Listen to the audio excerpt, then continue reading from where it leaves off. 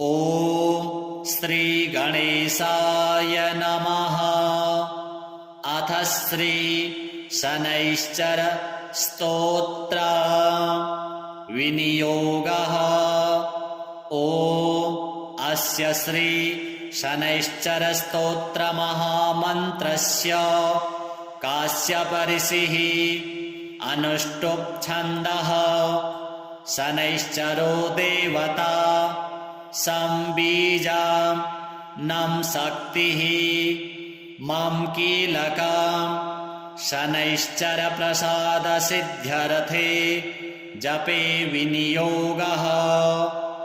चापासनो गृद्धरथस्तु नीलः प्रत्यङ्मुखः काश्यपगोत्रजातः सशूलचापेषु गदाधरोऽभ्यात् सौराष्ट्रदेशप्रभवश्च शौरिः नीलाम्बरो नीलवपुः किरीटी गृध्रासनस्थो विकृताननश्च केयूरहारादिविभूषिताङ्गः सदास्तु मे मन्दगतिः प्रसन्नः।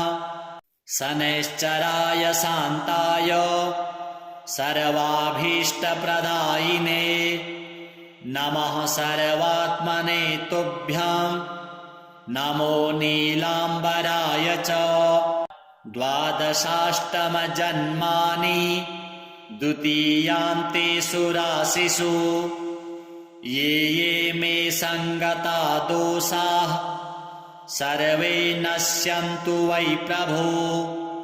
सूत उवाच शृणुध्वं मुनयः सर्वे शनिपीडाहरं शुभं शनिप्रीतिकरं स्तोत्रं सर्वाभीष्टफलप्रदं।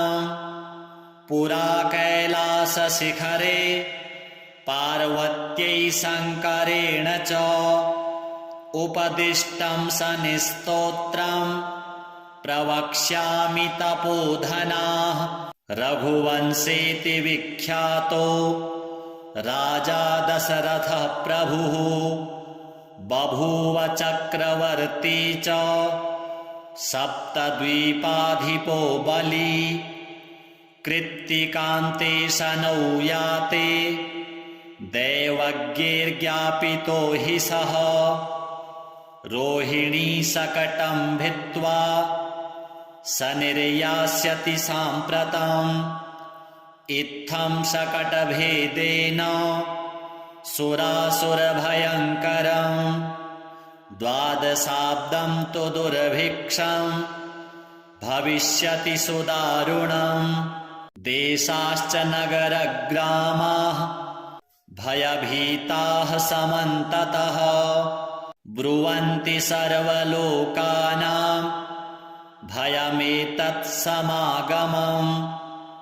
एवमुक्तस्ततो वाक्यं मन्त्रिभिः सह पार्थिवः व्याकुलं तु जगद्दृष्ट्वा पौरजानपदादिकं। पप्रच्छ प्रयतो राजा वसिष्ठप्रमुखान् ऋषीन् समाधानं किमस्यास्ति ब्रूत मे मुनिसत्तमाः। प्रजानां परिरक्षायै सर्वज्ञाः सर्वदर्शिनः। तच्छ्रुत्वा मुनयः सर्वे प्रोचुरस्य बलं महत्। शनैश्चरेण शकटे तस्मिन् भिन्ने कुतः प्रजाः। अयं योगो ह्यसाध्यं तु शक्रब्रह्मादिभिस्तथा। स तु सञ्चिन्त्य मनसा सहसा पुरुषर्षभः समादाय धनुर्दिव्यं दिव्यायुधसमन्वितं रथमारुह्य वेगेन गतो नक्षत्रमण्डलं। सपादयोजनं लक्षं सूर्यस्योपरि संस्थितं रोहिणीं पृष्ठतः स्थाप्य राजा दशरथस्तदा रथे तु काञ्चने दिव्ये सर्वरत्नविभूषिते हंसवर्णहयैर्युक्ते महाकेतुसमुच्छ्रिते दीप्यमानो महारक्त किरीटकटकादिभिः बभ्राजसौ तदाकाशे द्वितीय इव भास्करः आकर्ण्यपूर्णचापेन संहारास्त्रं न्ययोजयत् संहारास्त्रं स निर्दृष्ट्वा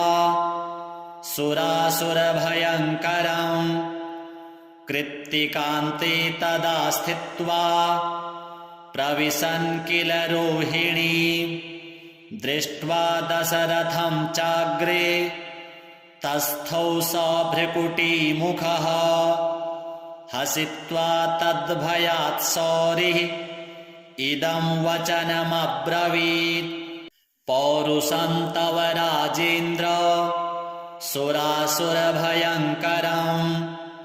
देवासुरमनुष्याश्च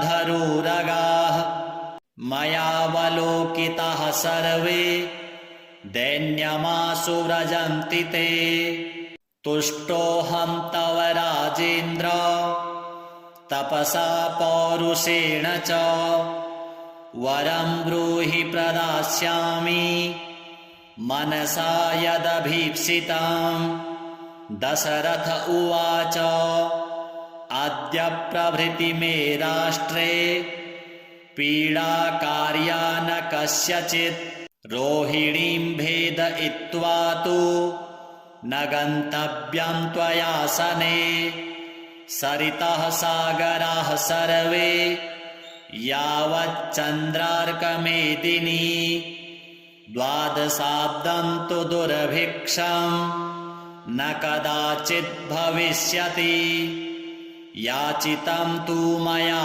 सौरे नान्यमिच्छाम्यहं वरम् एवमस्त्विति सुप्रीतो वरं प्रादात्तु शाश्वतम् कीर्तिरेषा त्वदीया च त्रैलोक्ये सम्भविष्यति प्राप्य चैनं वरं राजा कृतकृत्यो भवत्तदा एवं वरं तु सम्प्राप्य हृष्टरोमास पार्थिवः रथोपस्थे धनुस्थाप्य भूत्वा चैव कृताञ्जलिः ध्यात्वा सरस्वतीं देवीं गणनाथं विनायकम् राजा दशरथस्तोत्रम् शौरेरिदमथाकरोत् दशरथ उवाच नमः कृष्णाय नीलाय शिखिकण्ठनिभाय च नमो नीलमुखाब्जाय नीलोत्पलनिभाय च नमो निर्मांसदेहाय दीर्घश्मश्रुजटाय च नमो विशालनेत्राय शुष्कोदरभयानक नमः परुषनेत्राय स्थूलरोणे नमो नमः नमो नित्यं क्षुधार्ताय अतृप्ताय नमो नमः नमो दीर्घाय शुष्काय कालदंष्ट्राय ते नमः नमस्ते घोररूपाय दुर्निरीक्ष्याय ते नमः नमो घोराय रौद्राय भीषणाय करालिने नमस्ते सर्वभक्षाय वलीमुख नमोऽस्तु ते सूर्यपुत्र नमस्तेस्तु भास्करो भयदायिने अधो दृष्टे नमस्तेस्तु संवर्तक नमो नमः। नमो मन्दगते तुभ्यं निस्त्रिंसाय नमो नमः। नमो दुःसदेहाय नित्ययोगरताय च ज्ञानदृष्टे नमस्तेस्तु कश्यपात्मजसूनवे। तुष्टो ददासि त्वं राज्यं क्रुद्धो हरसि तत्क्षणात्। देवासुरमनुष्याश्च सिद्धविद्याधरोरगाः त्वयावलोकिताः सर्वे दैन्यमासुरजन्ति ते। ब्रह्मा शक्रो यमश्चैव ऋषयः सप्त सागराः राज्यभ्रष्टा भवन्तीह तव दृष्ट्यावलोकिताः। देशाश्च नगरग्रामाः दीपाश्च गिरयस्तथा सरितः सागरः सर्वे नाशं यान्ति समूलतः। प्रसादं कुरु मे शौरे वरदोऽसि महाबल। एवमुक्तस्तदा शौरिः ग्रहराजो महाबलः। अब्रवीच्च स निर्वाक्यं हृष्टरोमा स भास्करः। शनिः उवाच तुष्टोऽहं तव राजेन्द्र स्तोत्रेणानेन सुव्रत। वरं ब्रूहि प्रदास्यामि मनसा यदभीप्सितं। दशरथ उवाच प्रसन्नो यदि मे शौरे पीडां कुरु न कस्यचित्। देवासुरमनुष्याणां पशुपन्नगपक्षिणां। शनिः उवाच ग्रहणाच्च ग्रहाज्ञेयाः ग्रहपीडाकराः स्मृताः। अदेयोऽपि वरोऽस्माभिः तुष्टोऽहं तु ददामि ते। देवासुरमनुष्याश्च सिद्धविद्याधरोरगाः पशुपक्षिमृगा वृक्षाः पीडां मुञ्चन्तु सर्वदा।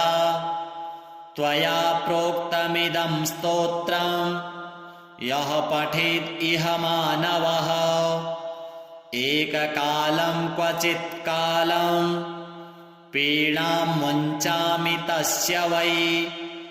मृत्युस्थानगतो वापि जन्मव्ययगतोऽपि वा पठति श्रद्धया युक्तः शुचिः स्नात्वा समाहितः।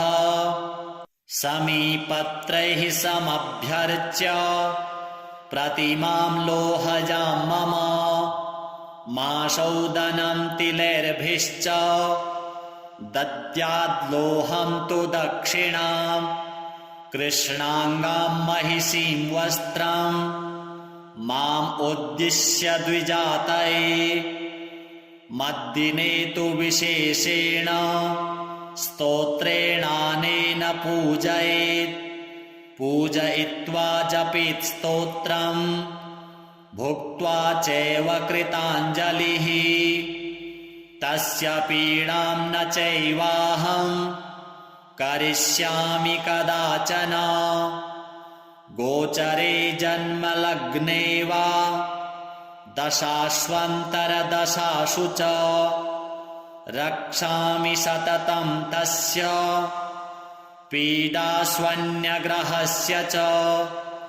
अनेनैव प्रकारेण पीडामुक्तं जगद्भवेत्।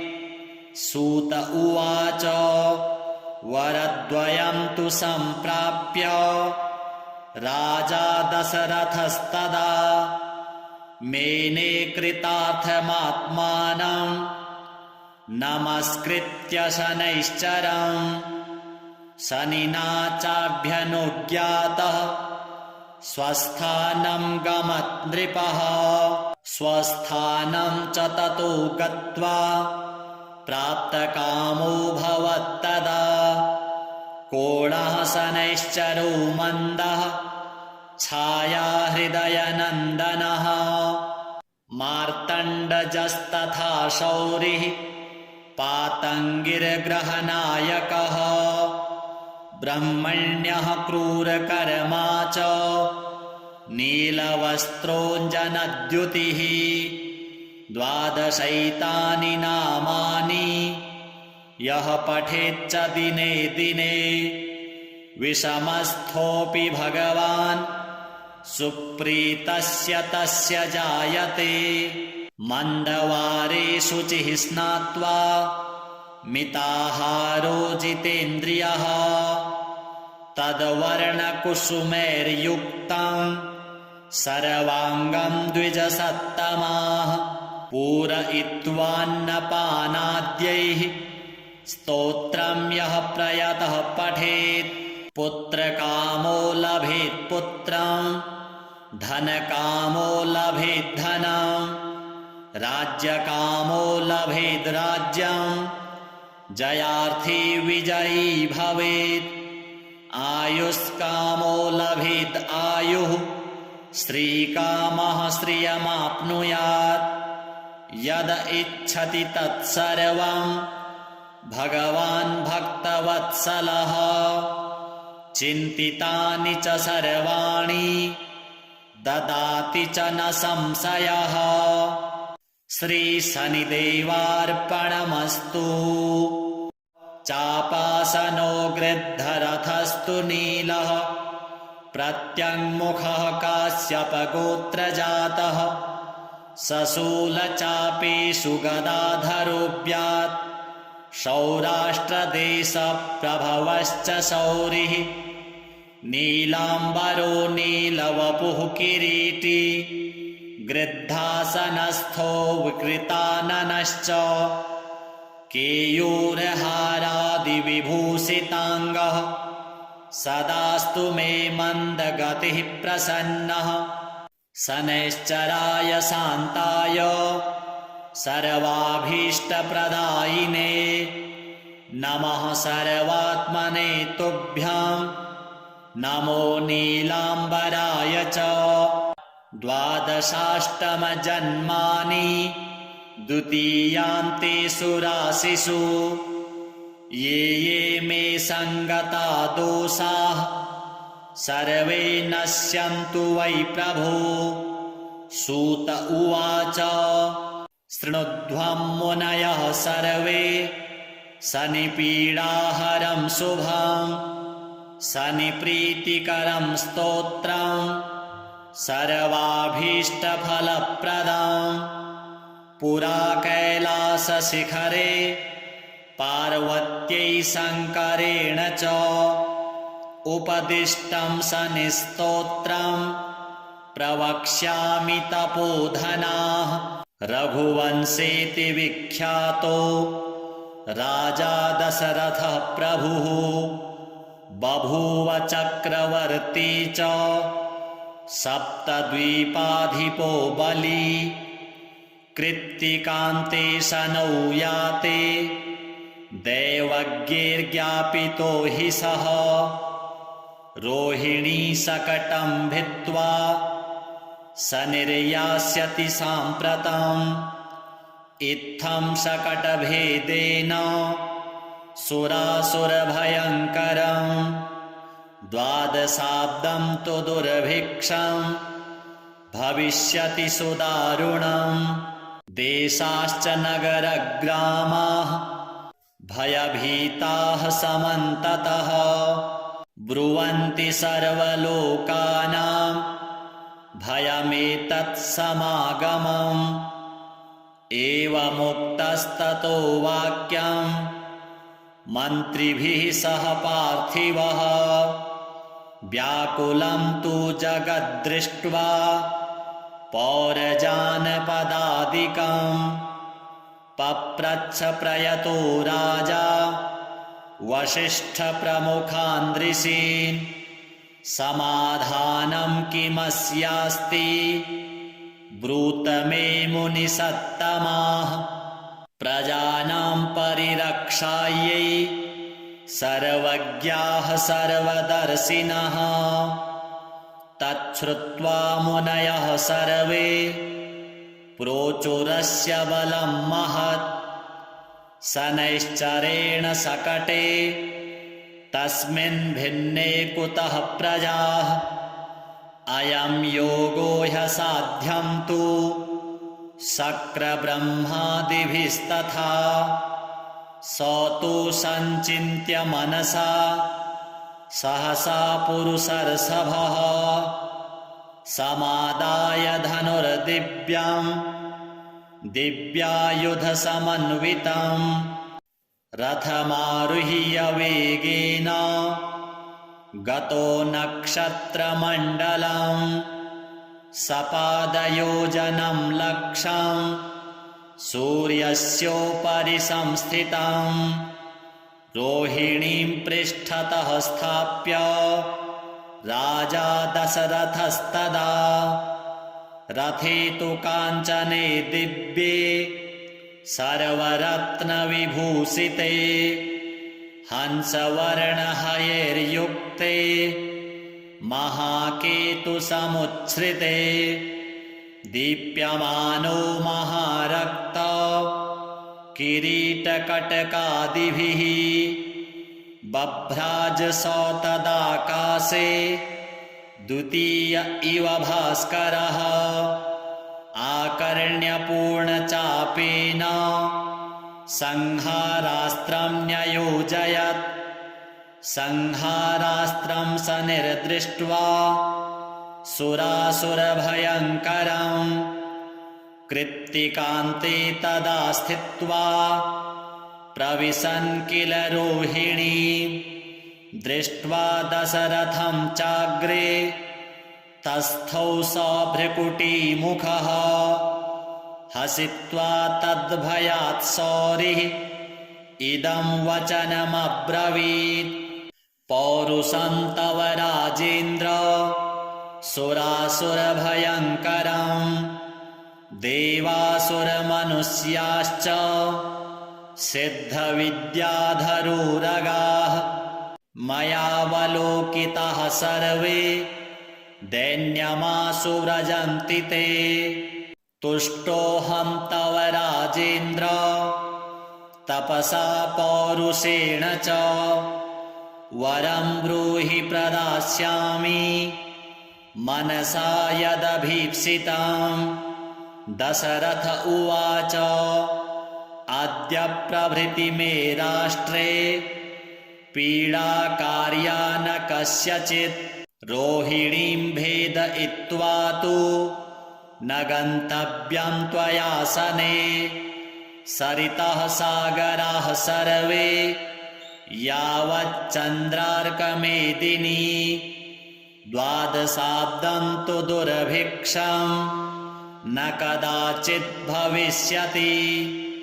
याचितं तु मया सौरे नान्यमिच्छाम्यहं वरम्। एवमस्त्विति सुप्रीतो वरं प्रादात्तु शाश्वतं। कीर्तिरेषा त्वदीया च त्रैलोक्ये सम्भविष्यति। प्राप्य चैनं वरं राजा कृतकृत्यो भवत्तदा। एवं वरं तु सम्प्राप्य हृष्टरोमास पार्थिवः। रथोपस्थे धनुस्थाप्य भूत्वा चैव कृताञ्जलिः। ध्यात्वा सरस्वतीं देवीं गणनाथं विनायकं। राजा दशरथस्तोत्रं शौरेरिदमथाकरोत्। दशरथ उवाच नमः कृष्णाय नीलाय शिखिकण्ठनिभाय च। नमो नीलमुखाब्जाय नीलोत्पलनिभाय च। नमो निर्मांसदेहाय दीर्घश्मश्रुजटाय च नमो विशालनेत्राय शुष्कोदरभयानक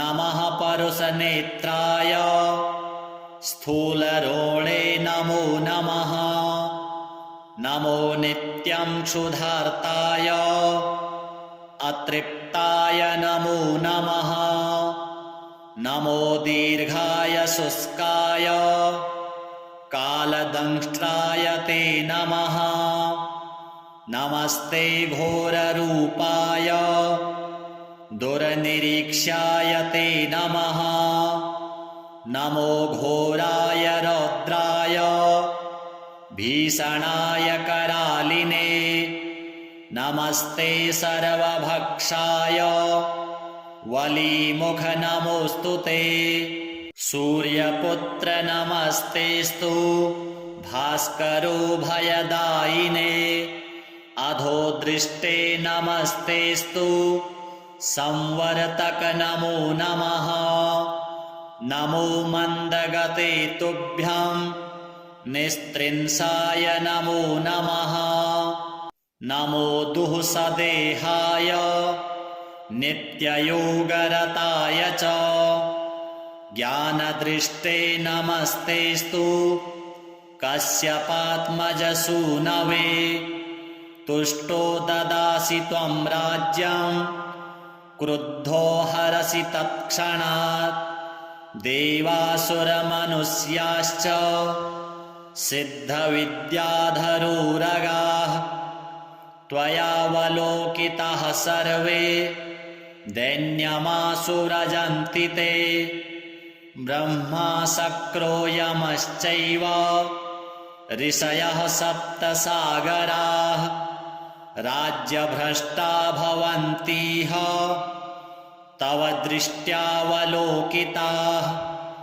देशाश्च नगरग्रामाः दीपाश्च गिरयस्तथा सरितः सागरः सर्वे नाशं यान्ति समूलतः प्रसादं कुरु मे शौरे वरदोऽसि महाबल एवमुक्तस्तदा शौरिः ग्रहराजो महाबलः अब्रवीच्च स निर्वाक्यं हृष्टरोमा सभास्करः शनिः उवाच तुष्टोऽहं तव राजेन्द्र स्तोत्रेणानेन सुव्रत वरं ब्रूहि प्रदास्यामि मनसा यदभीप्सितं दशरथ उवाच प्रसन्नो यदि मे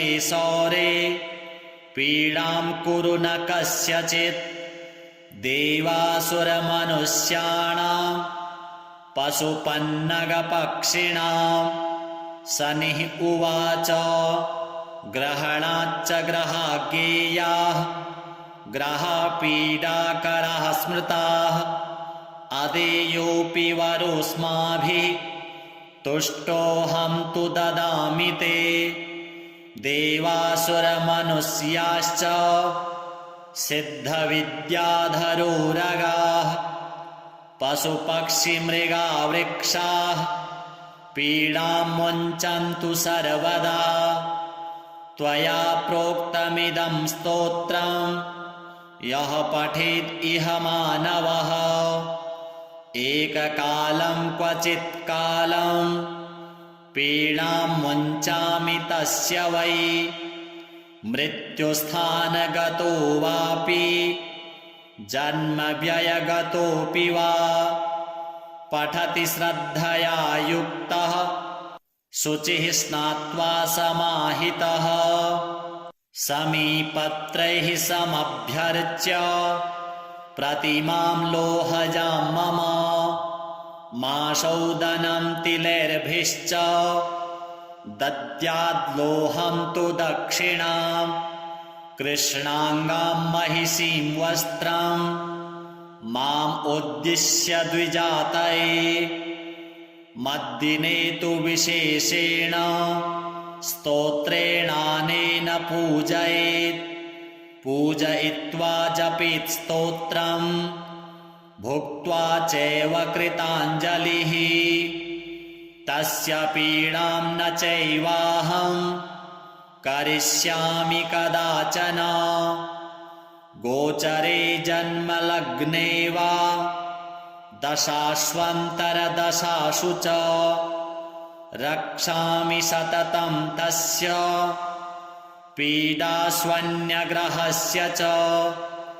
अनेनैव प्रकारेण पीडामुक्तं जगद्भवेत्। सूत उवाच वरद्वयं तु सम्प्राप्य राजा दशरथस्तदा मेने कृतार्थमात्मानं नमस्कृत्य शनैश्चरम्। शनिना चाभ्यनुज्ञातः स्वस्थानं गमत् नृपः। स्वस्थानं च ततो गत्वा प्राप्तकामो भवत्तदा। कोणः शनैश्चरो मन्दः छायाहृदयनन्दनः। मार्तण्डजस्तथा शौरिः पातङ्गिर्ग्रहनायकः। ब्रह्मण्यः क्रूरकर्मा च नीलवस्त्रोऽञ्जनद्युतिः। द्वादशैतानि नामानि यः पठेच्च दिने दिने विषमस्थोऽपि भगवान् सुप्रीतस्य तस्य जायते। मन्दवारे शुचिः स्नात्वा मिताहारो जितेन्द्रियः। तद्वर्णकुसुमैर्युक्तं सर्वाङ्गं द्विजसत्तमाः। पूरयित्वान्नपानाद्यैः स्तोत्रं यः प्रयतः पठेत्। पुत्रकामो लभेत् पुत्रं धनकामो लभेत् धनं। राज्यकामो लभेत् राज्यं जयार्थी विजयी भवेत्। आयुष्कामो लभेत् आयुः श्रीकामः श्रियमाप्नुयात्। यद इच्छति तत्सर्वं भगवान् भक्तवत्सलः। चिन्तितानि च सर्वाणि ददाति च न संशयः। श्रीशनिदेवार्पणमस्तु। चापासनो गृद्धरथस्तु नीलः प्रत्यङ्मुखः काश्यपगोत्रजातः। सशूलचापेषु गदाधरोऽभ्यात् सौराष्ट्रदेशप्रभवश्च शौरिः। नीलाम्बरो नीलवपुः किरीटी गृद्धासनस्थो विकृताननश्च। केयूरहारादिविभूषिताङ्गः सदास्तु मे मन्दगतिः प्रसन्नः। शनैश्चराय शान्ताय सर्वाभीष्टप्रदायिने नमः सर्वात्मने तुभ्यं। नमो नीलाम्बराय च। द्वादशाष्टमजन्मानि द्वितीयान्तेषु राशिषु ये ये मे सङ्गता दोषाः सर्वे नश्यन्तु वै प्रभो। सूत उवाच शृणुध्वं मुनयः सर्वे शनिपीडाहरं शुभं। शनिप्रीतिकरं स्तोत्रं सर्वाभीष्टफलप्रदं। पुरा कैलासशिखरे पार्वत्यै शङ्करेण च उपदिष्टं शनिस्तोत्रं प्रवक्ष्यामि तपोधनाः। रघुवंशेति विख्यातो राजा दशरथः प्रभुः बभूव चक्रवर्ती च सप्तद्वीपाधिपो बली।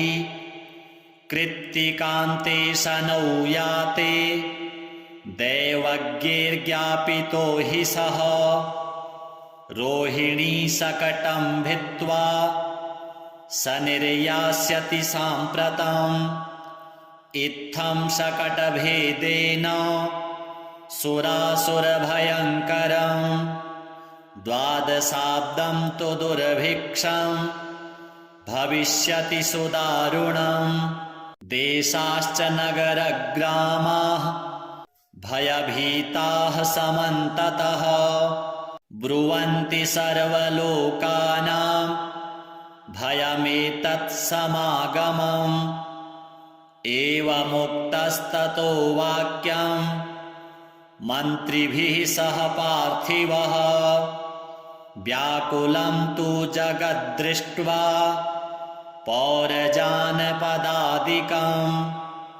पप्रच्छ प्रयतो राजा वसिष्ठप्रमुखान् समाधानं किमस्यास्ति ब्रूत मे मुनिसत्तमाः प्रजानां परिरक्षायै सर्वज्ञाः सर्वदर्शिनः तच्छ्रुत्वा मुनयः सर्वे प्रोचुरस्य बलं महत् शनैश्चरेण शकटे तस्मिन् भिन्ने कुतः प्रजाः अयं योगो ह्यसाध्यं तु शक्रब्रह्मादिभिस्तथा स तु सञ्चिन्त्य मनसा सहसा पुरुषर्षभः समादाय धनुर्दिव्यं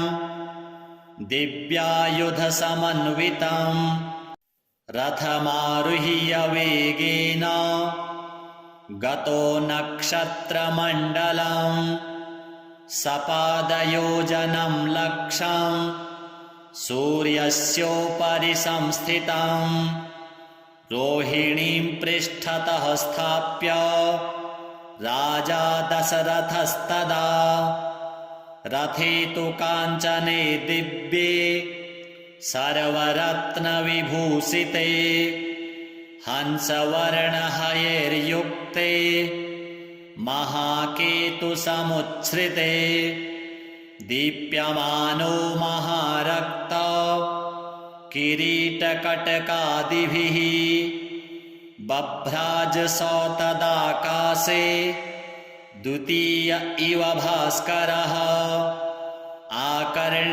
आकर्ण्यपूर्णचापेन संहारास्त्रं न्ययोजयत् संहारास्त्रं स निर्दृष्ट्वा सुरासुरभयङ्करं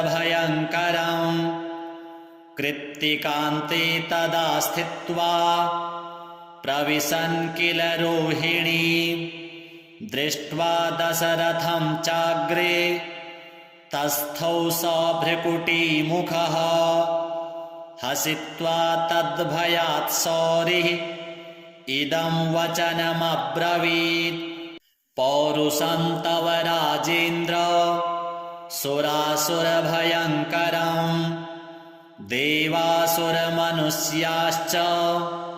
सिद्धविद्याधरोरगाः मयावलोकिताः सर्वे दैन्यमाशु व्रजन्ति ते तुष्टोऽहं तव राजेन्द्र तपसा पौरुषेण च वरं ब्रूहि प्रदास्यामि मनसा यदभीप्सितं दशरथ उवाच अद्य प्रभृति मे राष्ट्रे पीडाकार्या न कस्यचित् रोहिणीं भेदयित्वा तु न गन्तव्यं त्वयासने सरितः सागराः सर्वे यावच्चन्द्रार्कमेदिनी द्वादशाब्दं तु दुर्भिक्षं न कदाचित् भविष्यति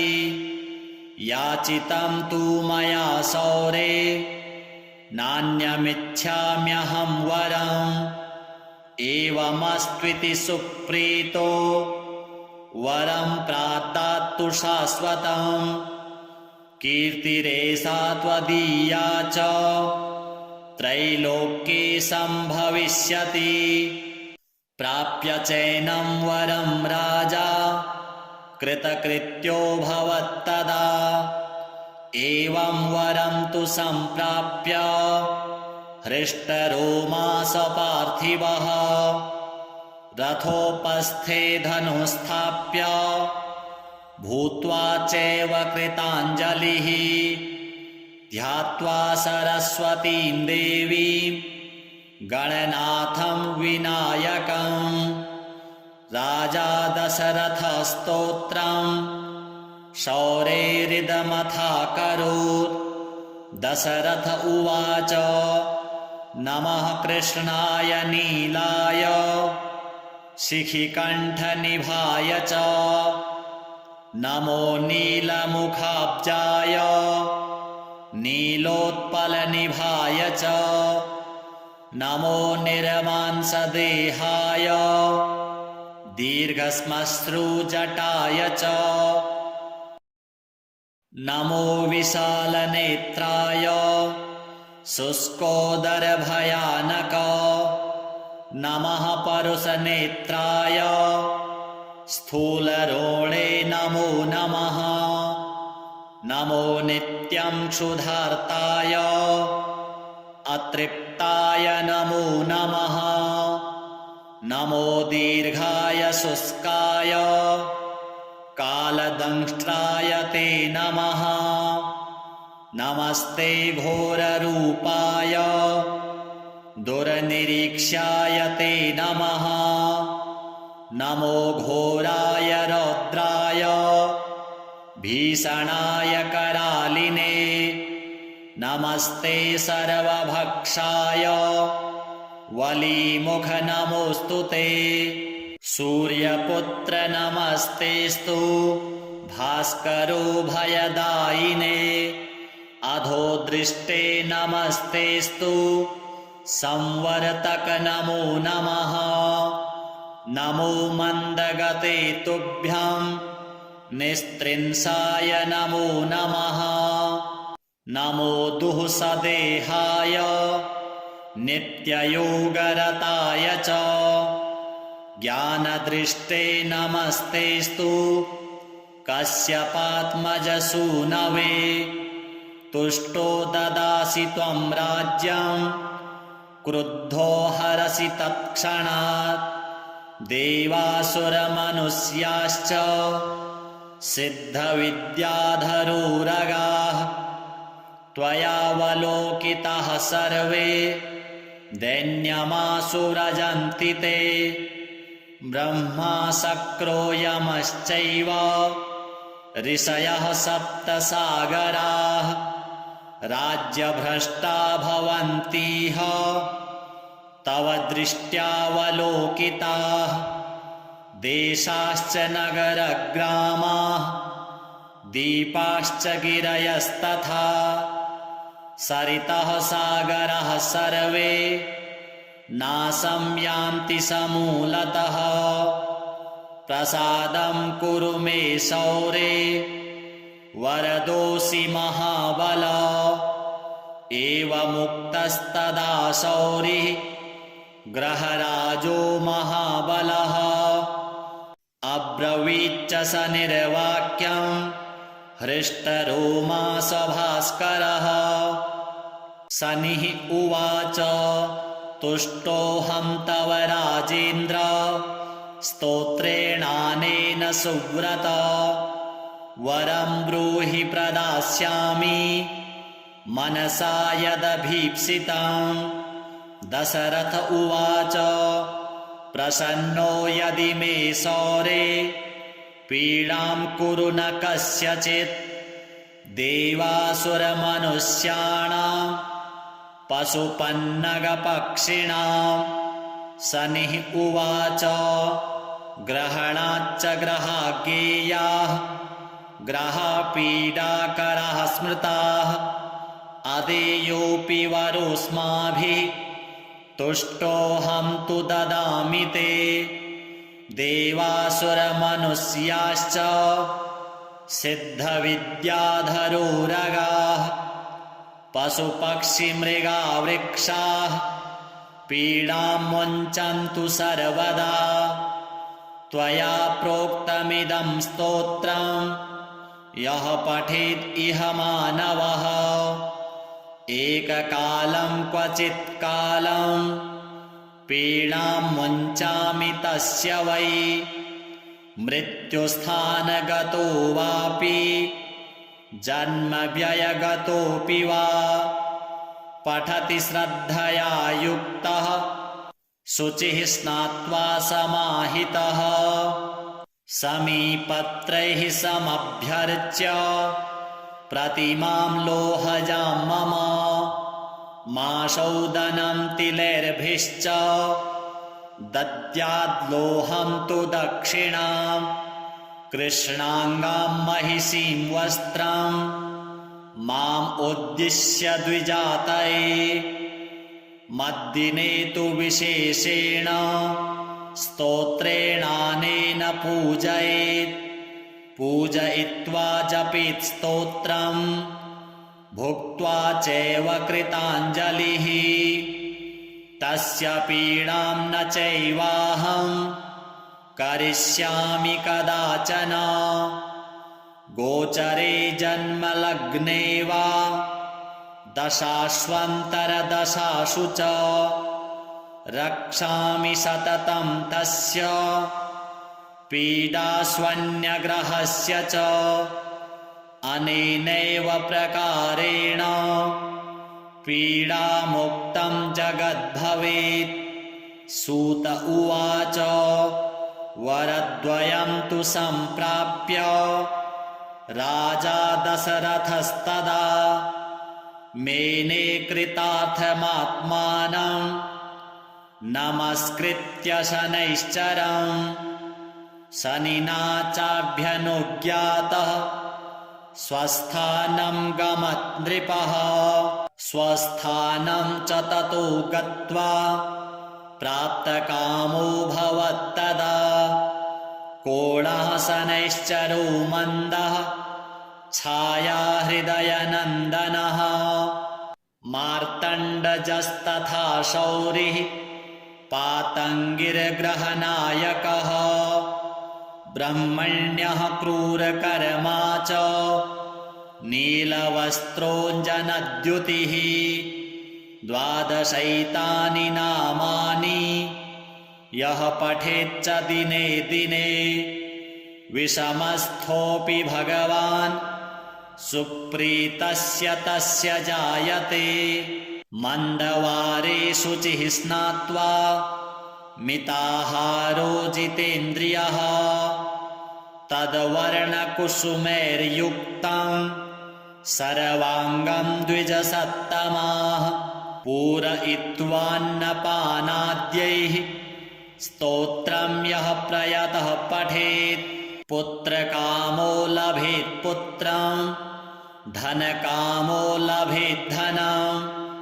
राज्यकामो लभेत् राज्यं जयार्थी विजयी भवेत् आयुष्कामो लभेत् आयुः श्रीकामः श्रियमाप्नुयात् यद इच्छति तत्सर्वं भगवान् भक्तवत्सलः चिन्तितानि च सर्वाणि ददाति च न संशयः श्रीशनिदेवार्पणमस्तु चापासनो गृद्धरथस्तु नीलः प्रत्यङ्मुखः काश्यपगोत्रजातः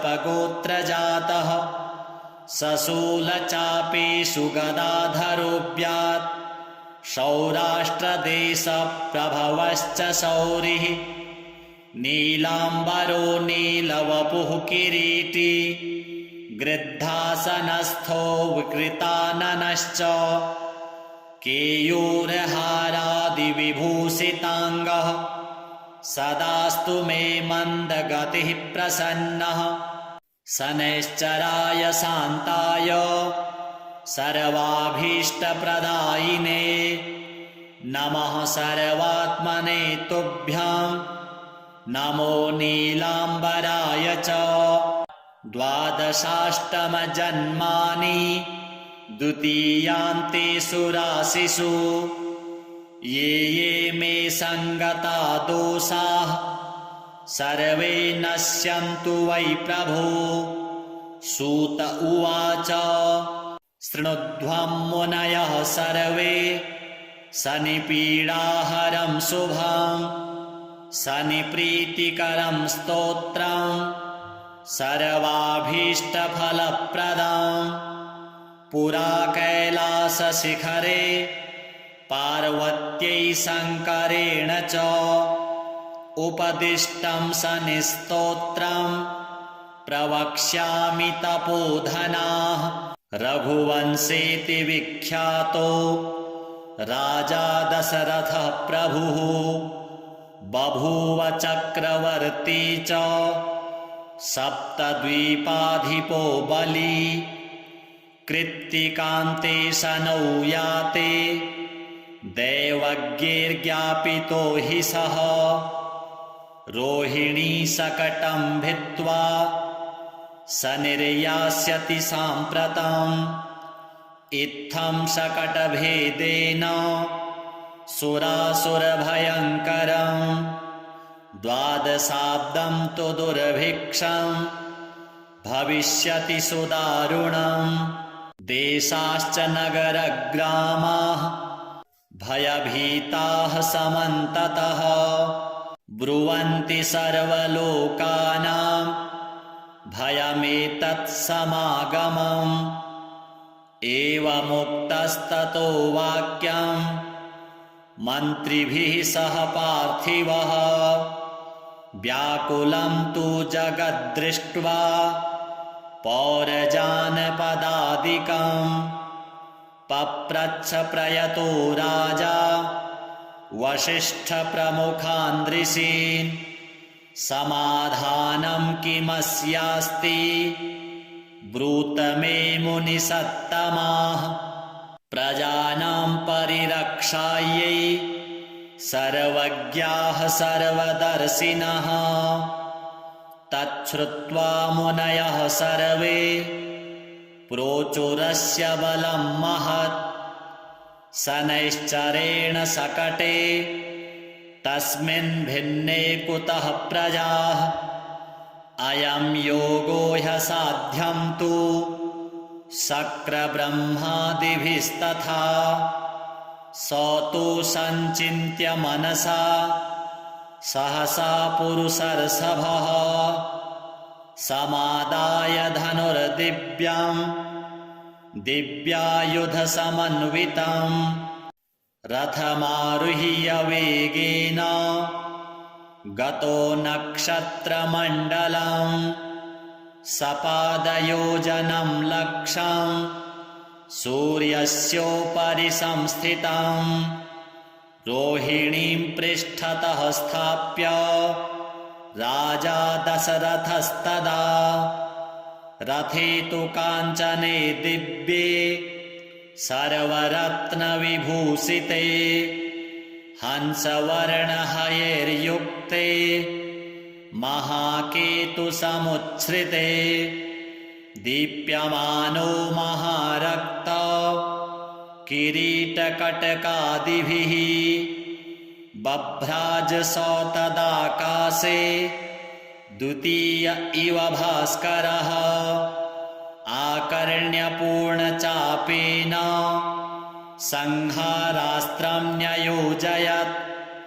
संहारास्त्रं शनिर्दृष्ट्वा सुरासुरभयङ्करं कृत्तिकान्ते तदा स्थित्वा प्रविशन् किल रोहिणी दृष्ट्वा दशरथं चाग्रे तस्थौ स भ्रुकुटीमुखः हसित्वा तद्भयात् सौरिः इदं वचनमब्रवीत् पौरुषं तव राजेन्द्र सुरासुरभयङ्करं देवासुरमनुष्याश्च सिद्धविद्याधरोरगाः मयावलोकिताः सर्वे दैन्यमाशु व्रजन्ति ते।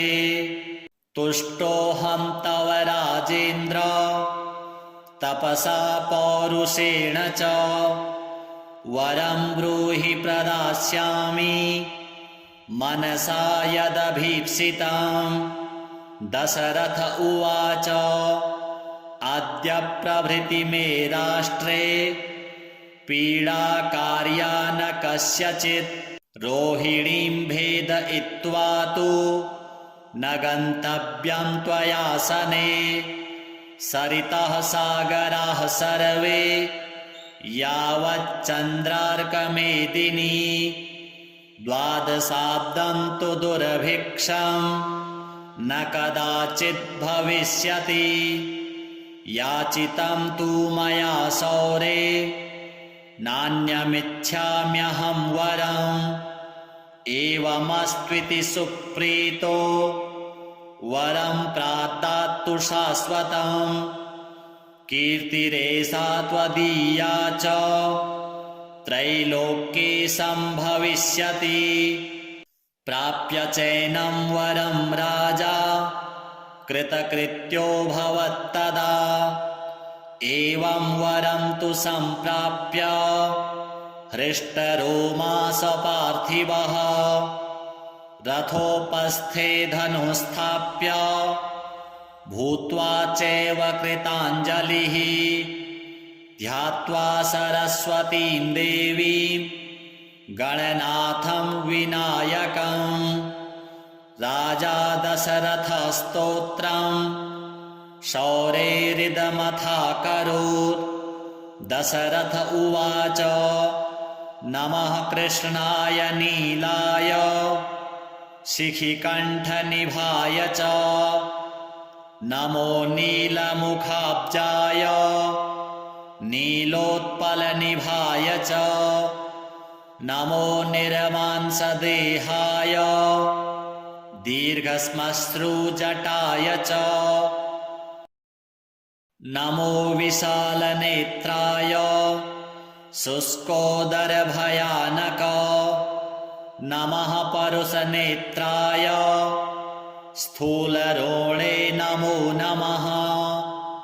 नमो नित्यं क्षुधार्ताय अतृप्ताय नमो नमः। नमो दीर्घाय शुष्काय कालदंष्ट्राय ते नमः। नमस्ते घोररूपाय दुर्निरीक्ष्याय ते नमः। नमो घोराय रौद्राय भीषणाय करालिने नमस्ते सर्वभक्षाय वलीमुख नमोऽस्तु ते। सूर्यपुत्र नमस्तेस्तु भास्करो भयदायिने अधोदृष्टे नमस्तेस्तु संवर्तक नमो नमः। नमो मन्दगते तुभ्यं निस्त्रिंसाय नमो नमः। नमो दुःसदेहाय नित्ययोगरताय च ज्ञानदृष्टे नमस्तेस्तु कश्यपात्मजसूनवे। तुष्टो ददासि त्वं राज्यं क्रुद्धो हरसि तत्क्षणात्। देवासुरमनुष्याश्च सिद्धविद्याधरोरगाः त्वयावलोकिताः सर्वे दैन्यमाशु व्रजन्ति ते।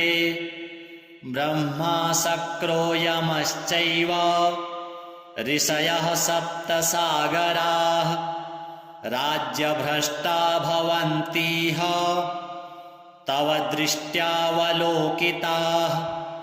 देशाश्च नगरग्रामाः दीपाश्च गिरयस्तथा सरितः सागरः सर्वे नाशं यान्ति समूलतः। प्रसादं कुरु मे शौरे वरदोऽसि महाबल। एवमुक्तस्तदा शौरिः ग्रहराजो महाबलः। अब्रवीच्च स निर्वाक्यं हृष्टरोमा स भास्करः। शनिः उवाच तुष्टोऽहं तव राजेन्द्र स्तोत्रेणानेन सुव्रत। वरं ब्रूहि प्रदास्यामि मनसा यदभीप्सितं। दशरथ उवाच प्रसन्नो यदि मे शौरे पीडां कुरु न कस्यचित्। देवासुरमनुष्याणां पशुपन्नगपक्षिणां। शनिः उवाच ग्रहणाच्च ग्रहाज्ञेयाः ग्रहपीडाकराः स्मृताः। अदेयोऽपि वरोऽस्माभिः तुष्टोऽहं तु ददामि ते। देवासुरमनुष्याश्च सिद्धविद्याधरोरगाः पशुपक्षिमृगा वृक्षाः पीडां मुञ्चन्तु सर्वदा। त्वया प्रोक्तमिदं स्तोत्रं यः पठेत् इह मानवः एककालं क्वचित्कालं पीडां मुञ्चामि तस्य वै। मृत्युस्थानगतो वापि जन्मव्ययगतोऽपि वा पठति श्रद्धया युक्तः शुचिः स्नात्वा समाहितः। समीपत्रैः समभ्यर्च्य प्रतिमां लोहजां मम। माशौदनं तिलैर्भिश्च दद्याद्लोहं तु दक्षिणां। कृष्णाङ्गां महिषीं वस्त्रं माम् उद्दिश्य द्विजातये। मद्दिने तु विशेषेण स्तोत्रेणानेन पूजयेत्।